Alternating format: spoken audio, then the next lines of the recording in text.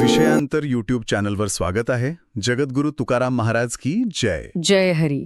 संत तुकाराम महाराज म्हटलं की साहजिकच आपल्या डोळ्यांसमोर काय येतं? एक अत्यंत विरक्त, भौतिक सुखांपासून आणि मायामोहापासून दूर असलेला एक महान संत, बरोबर. आणि गरिबीत राहून केवळ भक्तीचा मार्ग पत्करलेला माणूस. पण जर मी असं म्हटलं की महाराष्ट्रातील ह्या सर्वात महान संताचा जन्म एका अत्यंत श्रीमंत, सावकारी करणाऱ्या आणि संपूर्ण बाजारपेठेवर नियंत्रण असणाऱ्या घराण्यात झाला होता, तर बाप रे, हा खरोखरच एक मोठा धक्का असू शकतो. हो ना. आणि ज्यांचे पूर्वज एकेकाळी रणांगणावर रक्त सांडणारे योद्धे होते, अशा एका प्रतिष्ठित घराण्यात त्यांचा जन्म झाला होता. खरंय, कारण आपण नेहमी संतांना एका विशिष्ट साच्यात पाहतो, जिथे गरिबी आणि भक्ती यांचं एक घट्ट समीकरण बनलेलं असतं. अगदी बरोबर. पण आजच्या या सखोल आढाव्यात आपण जो इतिहास उलगडणार आहोत, तो या सर्व पारंपरिक कल्पनांना पूर्णपणे छेप देणारा आहे. नक्कीच. कारण आज आपण संत तुकाराम महाराजांच्या जन्माची आणि त्यांच्या पूर्वजांची जवळपास 300 वर्षांची सलग आणि अखंडित कथा पाहणार आहोत. हो, आणि तीही ऐतिहासिक दस्तऐवज आणि स्वतः तुकोबांच्या अभंगांमधील पुराव्यांच्या आधारे. हा एक असा प्रवास आहे जो केवळ एका कुटुंबाचा नाहीये. म्हणजे हा प्रवास भौतिक सत्ता, संपत्ती आणि आध्यात्मिक वारसा यांच्यातील एका मोठ्या संघर्षाची गोष्ट सांगतो. अगदी तसंच. आणि या प्रवासात आपण कोणताही महत्वाचा दुवा किंवा तपशील वगळणार नाही आहोत. हो, कारण मुळात तुकोबांसारखा भक्तीचा महावृक्ष एका दिवसात शून्यातून उभा राहिला नाही. ज्या मातीत, ज्या कुळात हा वृक्ष रुजला, त्या मोरे घराण्याचा हा रंजक इतिहास समजून घेण्यासाठी आपल्याला खूप मागे जावं लागेल. बरोबर. म्हणजे तुकोबांच्या जन्माच्या सुमारे 300 वर्ष आधी जावं लागेल. चला, तो काळ डोळ्यासमोर उभा करूया. इंद्रायणी नदीचा शांत काठ, विठ्ठल रखुमाईचे सुंदर मंदिर आणि तिथला तो प्राचीन अश्वत्थ वृक्ष. क्या बात आहे. या अशा शांत आणि भक्तिमय देहू गावात या मोरे घराण्याचे मूळ पुरुष राहत होते. हो, त्या मूळ पुरुषांचे नाव विश्वंभर बाबा. अच्छा. त्यांचा काळ म्हणजे तुकोबांच्या जन्माच्या साधारण 300 वर्ष आधीचा काळ. विश्वंभर बाबा हे देहूत वास्तव्याला होते आणि त्यांच्या घराण्यात आषाढी कार्तिकीची पंढरपूरची वारी अत्यंत निष्ठेनं करण्याची परंपरा होती. म्हणजे ती अखंडपणे सुरूच होती. नक्कीच. त्यांच्या भक्तीची खोनी इतकी अथांग होती की साक्षात पांडुरंग त्यांच्या भक्तीला भुलून पंढरपूर सोडून देहूत आले, अशी या घराण्याची आख्यायिका आणि गाढ श्रद्धा आहे. बापरे, म्हणजे साक्षात देव पंढरपूरवरून देहूत आले. हो, या अद्भुत घटनेचा संदर्भ देणारा एक अत्यंत महत्वाचा अभंग आपल्याला पाहायला मिळतो. मी तो वाचून दाखवते. हो, नक्की. पुंडलिकाचे निकट सेवे कैसा धावे बराडी, मूळ पुरुष विश्वंभर विठ्ठलाचा भक्त थोर, त्याचे भक्तीने पंढरी सांडूनी आले देहू हरी. एक सेकंदात थांबा. या अभंगात सुरुवातीलाच एक शब्द आलाय, बराडी. पुंडलिकाचे निकट सेवे कैसा धावे बराडी. याचा नेमका अर्थ काय होतो? हां, कारण हा शब्द आजकालच्या बोलीभाषेत फारसा ऐकायला मिळत नाही आणि त्याचा अर्थ समजल्याशिवाय या ओळीची खोली लक्षात येणार नाही. बरोबर विचारलत. हा एक अतिशय सुंदर आणि गावरान शब्द आहे.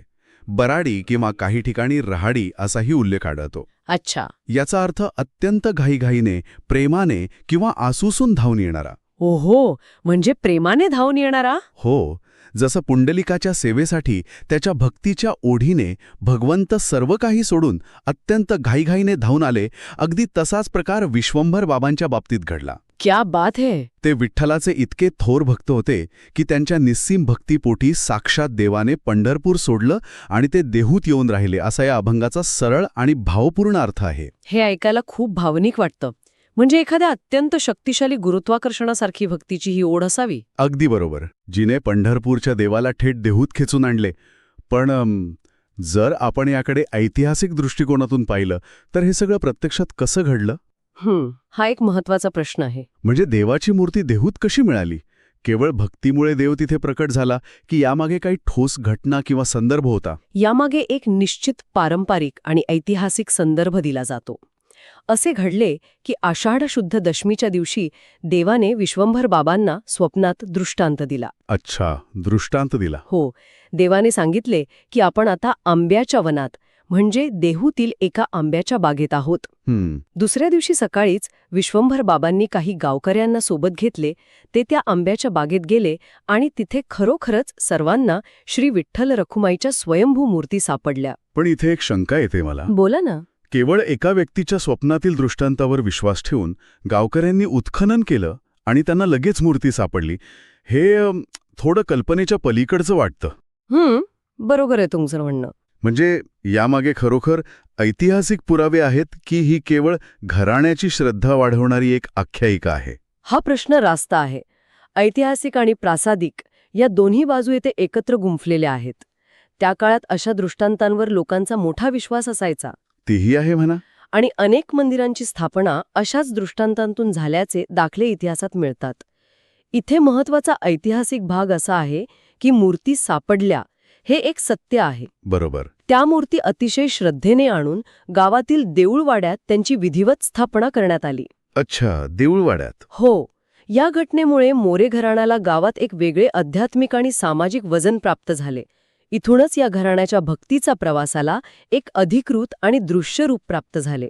मूर्ती सापडली आणि देऊळवाड्यात तिची स्थापना झाली, इथपर्यंतची गोष्ट एखाद्या सुरळीत वाहणाऱ्या नदीसारखी वाटते. हो, वरवर पाहता तसं वाटतं. पण इतिहास कधीच एवढं सरळ नसतो. मूर्ती सापडल्यानंतर या घराण्यात सगळं काही असंच शांत आणि सुरळीत चाललं का? अजिबात नाही. भक्तीच्या या एवढ्या मोठ्या परंपरेला पुढच्याच पिढीत एका अत्यंत भीषण आणि घराणे नष्ट करू पाहणाऱ्या संकटाला सामोरे जावे लागले. बापरे, असं काय झालं? विश्वंभर बाबांच्या मृत्यूनंतर त्यांचे 2 मुलगे हरी आणि मुकुंद हे घराण्याचे वारसदार बनले. पण इथे एक मोठा विरोधाभास पाहायला मिळतो. कोणता विरोधाभास? या 2 भावांनी आपल्या वडिलांसारखा भक्तीचा किंवा पूजा अर्चेचा मार्ग निवडला नाही. त्यांनी देवाची सेवा सोडून चक्कर राजाश्रय स्वीकारला. काय सांगताय? हो, म्हणजे ते तत्कालीन सैन्यात नोकरीला गेले आणि युद्धाच्या मार्गावर वळले. हे खूपच आश्चर्यकारक आहे.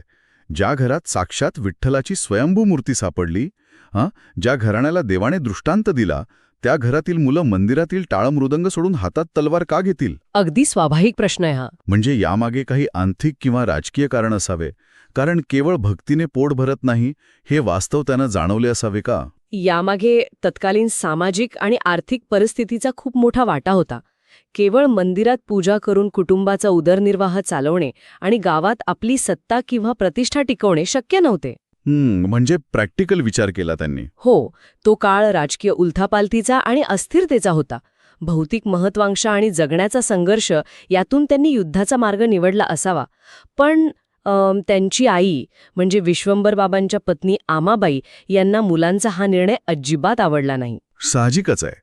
ज्या स्त्रीने आपल्या पतीसोबत भक्तीचा एवढा मोठा पाया रचला, तिला आपली मुले रक्ताच्या आणि हिंसेच्या मार्गावर गेलेली कशी सहन होतील? बरोबर. ती एक प्रकारची आध्यात्मिक गद्दारीच वाटली असेल त्यांना. नक्कीच. त्यात भर म्हणून आमाबाईंना पुन्हा एकदा देवाने स्वप्नात दृष्टांत दिला. अरेच्छा, पुन्हा दृष्टांत? हो. देव म्हणाले की मी केवळ तुमच्या घराण्याच्या भक्तीसाठी पंढरपूर सोडून देहूत आलो आणि आता तुमची मुलं मला इथे सोडून राजाश्रयाला निघून गेली हे योग्य नाही. हा दृष्टांत मिळाल्यावर आमाबाईंनी अत्यंत तळमळीने आपल्या मुलांना म्हणजे हरी आणि मुकुंद यांना निरोप पाठवून देहूत परत बोलावण्याचा आटोकाट प्रयत्न केला. पण मुलं आली ना परत? नाही. भौतिक सत्तेच्या, अधिकाराच्या आणि राजकारणाच्या मोहात अडकलेल्या त्या मुलांनी आईचे काहीही ऐकले नाही. आजच्या काळातही आपण हे पाहतो ना, अनेकदा पिढ्यानपिढ्या चालत आलेला एखादा कला किंवा परंपरेचा वारसा सोडून मुले जास्त पैसा आणि प्रतिष्ठा मिळवून देणाऱ्या नोकऱ्यांकडे वळतात. अगदी तसंच. हरी आणि मुकुंद यांनी तेच केले. पण या निर्णयाची त्यांना खूप मोठी किंमत चुकवावी लागली असेल, नाही का? खूपच भयंकर किंमत. राज्यावर अचानक परचक्र आले, एक मोठं युद्ध उसळलं आणि या रणांगणावर लढताना हरी आणि मुकुंद हे दोन्ही भाऊ मारले गेले. अरे रे. मोरे घराण्यावर दुःखाचा एवढा मोठा डोंगर कोसळला की पूर्ण घराणेच नष्ट होण्याच्या मार्गावर आले. मुकुंदाची पत्नी सती गेली, पण हरीची पत्नी त्यावेळी गरोदर होती. इथे खऱ्या अर्थाने अंगावर काटा येतो. विचार करा, त्या गरोदर स्त्रीवर काय प्रसंग ओढावला असेल. हो ना. एका बाजूला नवऱ्याचा मृत्यू, दुसरीकडे उद्ध्वस्त झालेलं घर आणि परचक्राची भीती. हा एक प्रकारचा जेनेटिक बॉटलनेक होता.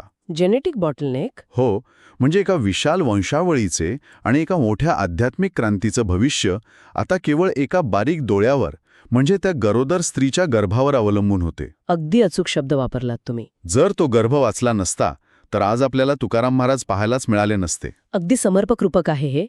एका बारीक दोऱ्यात पूर्ण घराण्याचा जीव अडकला होता आणि या भीषण संकटात आमाबाईंनी जे कमालीचं धैर्य दाखवले ते इतिहासात नोंद घेण्यासारखं आहे. त्यांनी काय केलं पुढे? त्यांनी आपल्या गरोदर सुनेला काळजीपूर्वक देहूत आणले आणि सुरक्षित बाळंतपणासाठी तिला तिच्या माहेरी पाठवून दिले.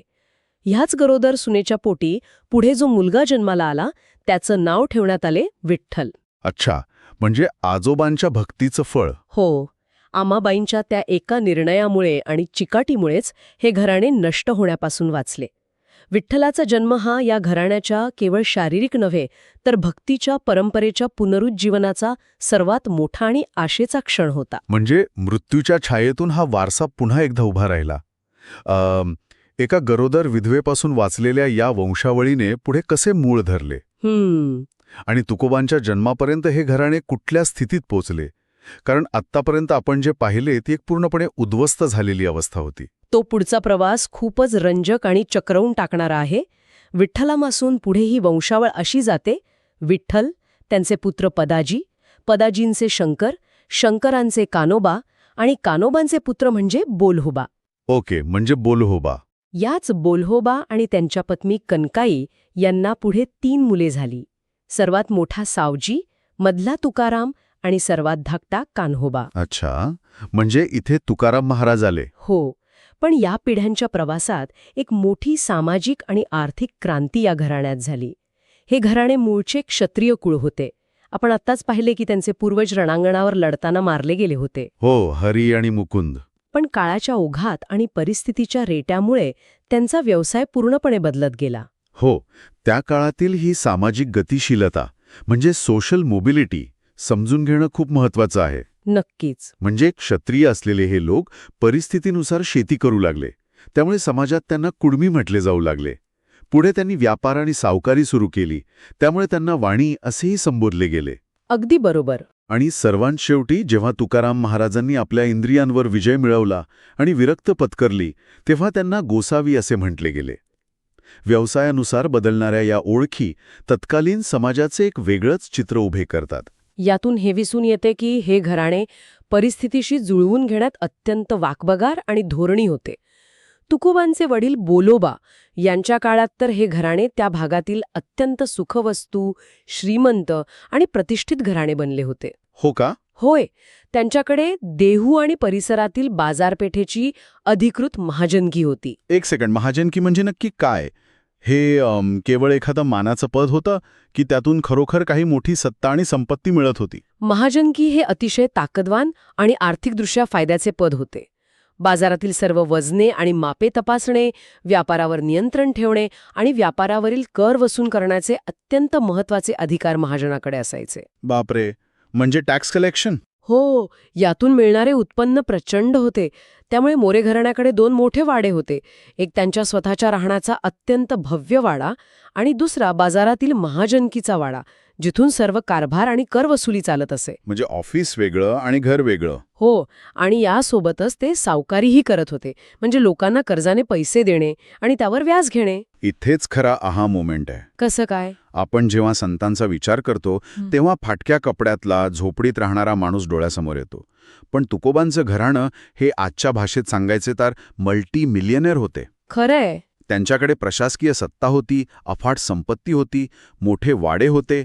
तुकाराम महाराज हे जन्मजात गरीब नव्हते, तर त्यांनी ती गरिबी आणि विरक्ती नंतर जाणीवपूर्वक निवडली होती.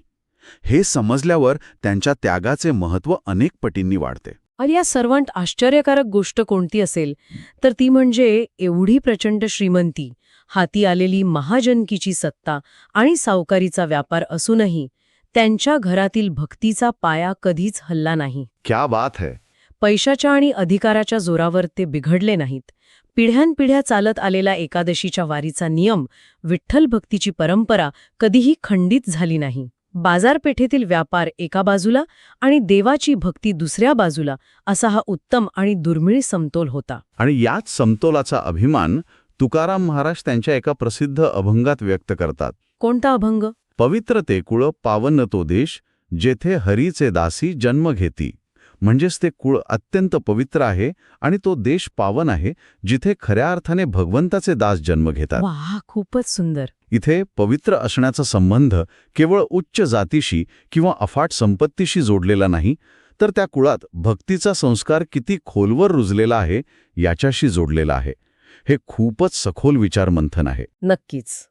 अशा या आर्थिकदृष्ट्या अत्यंत समृद्ध, प्रशासकीय सत्ता असलेल्या आणि आंतरिकदृष्ट्या अत्यंत भक्तिमय वातावरणात इसवी सन 1608 किंवा 1609च्या सुमारास तुकाराम महाराजांचा जन्म झाला.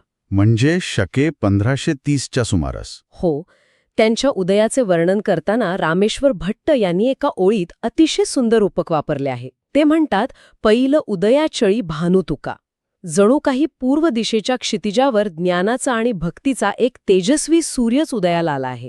अतिशय समर्पक वर्णन आहे हे. घरात एवढी प्रचंड श्रीमंती असल्यामुळे साहजिकच तुकोबांचं बालपण हे खूप लाडात आणि कोडकौतुकात गेले असेल. हो, अगदीच. आजच्या काळात जशी श्रीमंत घरातील मुले सर्व सुखसोयींचा आनंद घेतात, तसेच तुकोबांनीही अनेक मैदानी खेळ मनसोक्त खेळले.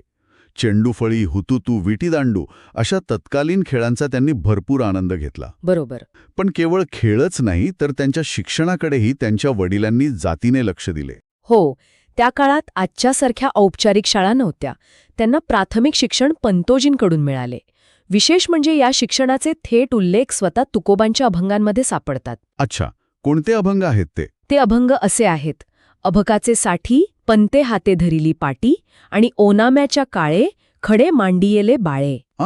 या ओळींमधून त्या काळातील शिक्षण पद्धतीचे कसे जिवंत चित्र उभे राहते हे पाहणे रंजक आहे. हो ना. ओनामा म्हणजे ओम नमः शिवाय म्हणत श्रीगणेशा करताना किंवा मुळाक्षरे शिकताना लहान मुलांसाठी पंतोजींनी हातात पाटी देणे आणि मुलांनी खाली खडे मांडून त्या अक्षरांचा आकार समजून घेणे ही अत्यंत नैसर्गिक आणि व्यावहारिक प्रक्रिया यातून दिसते. बरोबर. हे प्राथमिक शिक्षण पूर्ण झाल्यानंतर खऱ्या अर्थाने व्यावसायिक शिक्षणाची सुरुवात झाली. त्यांचे वडील बोल्होबा यांच्या हाताखाली त्यांनी महाजनकीचे आणि व्यापाराचे धडे गिरवायला सुरुवात केली. म्हणजे प्रॅक्टिकल ट्रेनिंग. अगदी. हिशेब कसा ठेवायचा, जमा खर्च कसा लिहायचा, बाजारातील कर कसा वसूल करायचा आणि सावकारीतील कर्ज वसुलीचे व्यवहार कसे करायचे, या सर्व गुंतागुंतीच्या गोष्टी त्यांनी अत्यंत बारकाईने आत्मसात केल्या. आणि यातूनच मला एक खूप मोठा आणि महत्वाचा दुवा सापडल्यासारखा वाटतो. कोणता? तुकोबांना मिळालेले हे व्यावहारिक शिक्षण, जमा खर्चाचे ज्ञान आणि लहानपणी बाजारात फिरताना आलेले मानवी स्वभावाचे निरीक्षण, हेच सर्व पुढे जाऊन त्यांच्या अभंगांमध्ये अत्यंत प्रभावीपणे वापरले गेले. अगदी 100% खरं आहे. त्यांच्या साहित्यात जे व्यावहारिक दाखले येतात, बाजाराचे आणि व्यवहाराचे जे रूपक येतात, जसे की देवाशी केलेला व्यापार, पापापुण्याचा हिशोब किंवा खोट्या नाण्यांची पारख, याची पाळेमुळं याच बालपणात आणि महाजनकीच्या तालमीत दडलेली आहेत. बरोबर आहे. ते हवेतल्या गप्पा मारणारे किंवा केवळ रानात बसून तपश्चर्या करणारे संत नव्हते. त्यांनी ह्या जगाचा, इथल्या माणसांचा अत्यंत कच्चा व्यवहार खूप जवळून पाहिला होता.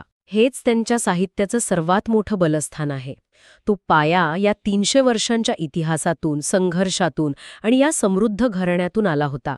समाजाचे अत्यंत सूक्ष्म निरीक्षण करण्याची ताकद त्यांना त्यांच्या या व्यावसायिक पार्श्वभूमीमुळेच मिळाली. या संपूर्ण प्रवासाकडे मागे वळून पाहताना एक गोष्ट अगदी स्पष्टपणे जाणवते. कोणती? विश्वंभर बाबांच्या निस्सीम भक्तीपासून सुरू झालेला हा प्रवास, त्यानंतर हरी आणि मुकुंद यांनी राजाश्रय स्वीकारल्यामुळे आलेले ते रक्ताळलेले संकट, आमाबाईंनी एका गरोदर सुनेला वाचून प्राणपणाने केलेला तो संघर्ष आणि नंतर बोल्होबांच्या काळातील ते वैभवशाली महाजनकीचे दिवस, या सर्व घटनांच्या साखळीने मिळून तो भक्कम पाया हसला, ज्यावर पुढे तुकाराम महाराज नावाचा भक्तीचा सर्वोच्च कळस चढणार होता. ही सलग कथा आपल्याला हेच दाखवून देते की कोणत्याही महान व्यक्तीची निर्मिती शून्यातून होत नाही. बरोबर. त्यामागे पिढ्यानपिढ्यांचा संघर्ष, संस्कार आणि एक न दिसणारी अदृश्य साखळी जोडलेली असते. अगदी. आणि या साखळीतील एकही दुवा जर निखळला असता किंवा परिस्थितीने वेगळे वळण घेतले असते, तर पुढचा इतिहास कदाचित पूर्णपणे वेगळा असता. नक्कीच. जाता जाता या प्रवासातील एका अत्यंत वेगळ्या आणि विचार करायला लावणाऱ्या पैलूवर दृष्टिक्षेप टाकूया. जर विश्वंभर बाबांचे पुत्र हरी आणि मुकुंद यांनी देवावरची भक्ती सोडून युद्धाचा मार्ग निवडला नसता, तर काय झालं असतं? हा विचार करण्यासारखा मुद्दा आहे. जर ते त्या रणांगणावर मारले गेले नसते तर कदाचित ते कुळ एका ठराविक चाकोरीतच अडकून राहिले असते. कधीकधी कुटुंबावर आलेले सर्वात मोठे संकट, ती सगळी उलथापलत आणि त्यातून झालेला विनाशच भविष्यातील एका महान प्रबोधनाची पेरणी करत असतो का? शक्य आहे. यावरून असा विचार मनात येतो की आपल्या आजच्या अस्तित्वामागे, आपल्या स्वभावामागे, आपल्या पूर्वजांच्या अशा कोणत्या अज्ञात संकटांची आणि संघर्षाची छाया लपलेली असेल? हा खरोखरच एक विचार करण्यासारखा प्रश्न आहे. अगदी बरोबर. मुळांच्या या संघर्षाची जाणीव ठेवूनच आपण वर्तमानातील वृक्षाच्या सावलीच्या खऱ्या अर्थाने आदर करू शकतो. या ऐतिहासिक आणि सखोल आढाव्यात सहभागी झाल्याबद्दल सर्वांचे मनपूर्वक आभार. अशाच एका नवीन आणि रंजक विषयासह आपण लवकरच पुन्हा भेटू.